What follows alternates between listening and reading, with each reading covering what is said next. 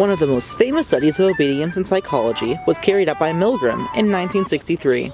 Stanley Milgram, a psychologist at Yale University, conducted an experiment focusing on the conflict between obedience to authority and personal conscience. He examined justifications for acts of genocide offered by those accused of the World War II Nuremberg war criminal trials.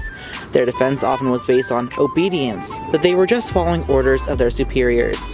The experiments began in July 1961, a year after the trial of Adolf Eichmann in Jerusalem. Milgram devised the experiment to answer the following question.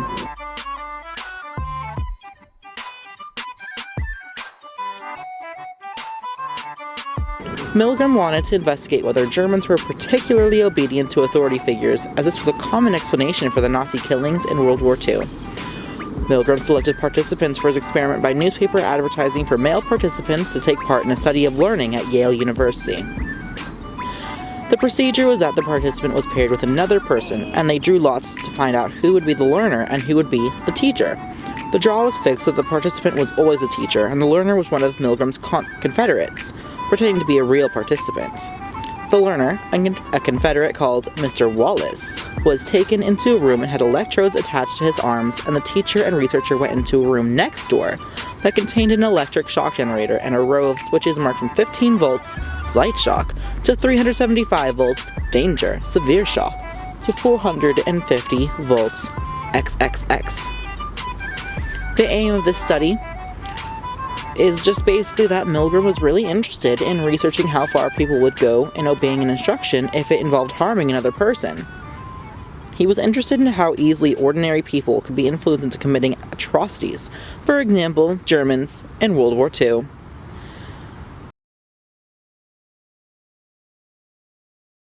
Robert James Bobby Fischer is a champion of what game? Baseball? That's incorrect. The answer is chess. Here's 15 volts. What does the Japanese phrase domo arigato mean in English? Giraffe. I'm sorry, that's incorrect. The answer is thank you very much. This is 200 volts. When the teacher refused to administer a shock and turned to the experimenter for guidance, he was given the standard instruction/order. I can't go on, it's hurting her. I can't do it. He would say one of four things, essentially. 1. Please continue. 2. The experiment requires you to continue. 3. It is absolutely essential that you continue. 4. You have no other choice but to continue. It's absolutely essential that you go on with this experiment. But it's hurting her. I can't do it. I don't want to. I'm telling you to.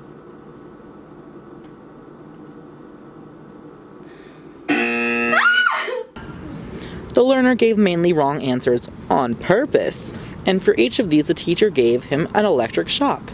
What phrase, often used when typing practice, includes every letter in the English alphabet? Have a nice day. I'm sorry, that's incorrect.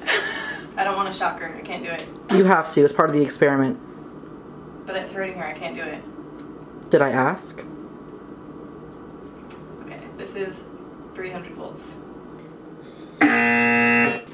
How old must a person be to run for the United States president?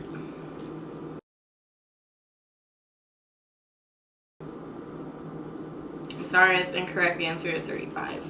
This is 400 volts.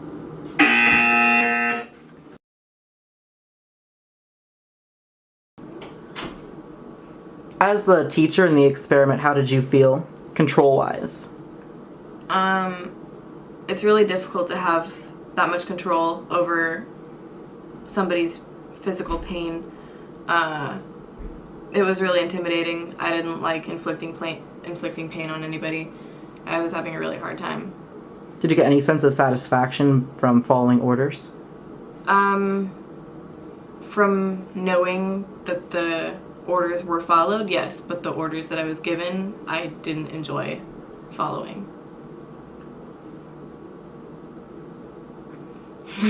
Does that make sense? Yeah. How does this experiment make you feel about obedience? I don't know. I don't think all obedience is necessarily good obedience. So what was it like being subject to somebody else's willpower? Well, I could tell that it is really hard for her to inflict that kind of pain on me. And I could probably relate if I were in her place. So how does this whole experiment make you feel about obedience? Well, I believe obedience is not learned through pain. It's learned through rewarding. If you could reverse the situation and like reverse the rules, would you? I would. Yes. I would not use any kind of pain. Is there something you'd like to reveal to the teacher? So I am an actor. I was pretending. She was not shocking me. And yeah. The conclusion?